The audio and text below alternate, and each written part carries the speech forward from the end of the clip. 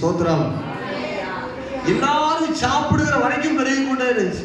கவனிங்க, எல்லாரும் சாப்பிட்டு திருப்தியாகிற வரைக்கும் சீசனுடைய கரத்துல பிக்க பிக்க வந்து கொண்டே இருந்தது.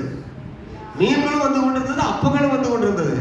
எல்லாரும் சாப்பிட்டு முடித்தார்கள் என்று கர்த்தர் கண்ட போது அது ஸ்டாப் ஆச்சு. ஸ்தோத்திரம். அல்லேலூயா. அது மீதியாகிற அளவுக்கு கூட கர்த்தர் ஆசீர்வதித்தார். ஸ்தோத்திரம். அப்போ எப்பொழுது ஆசீர்வதிக்கப்பட்டது? இயேசுவின் கரத்தில் அது வந்தபோது ஆசீர்வதிக்கப்பட்டது. அதை பிதாவுக்கு நேராக வைத்து இதை ஆசீர்வதியும் என்று சொன்ன வார்த்தை நிமித்தம் அது ஆசீர்வதிக்கப்பட்டது. ஆமென். பைபிள் எப்போதுமே கவனிங்க, வார்த்தையை நீங்க ஆண்டுடைய பிள்ளைக்கு கவனமாய் பயன்படுத்தணும். ஒன்று, நம்ம என்ன வார்த்தையை பயன்படுத்துறோமோ அதை கொண்டுதான் நம்முடைய வாழ்க்கை நிர்ணயிக்கப்படும். என் வாழ்க்கையில போராட்டமே மாறாது அப்படின்னு சொன்னா அது மாறவே மாறாது.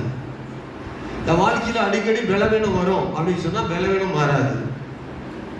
என் வாழ்க்கையில என்னைக்குதான் தேவைகள் எல்லாம்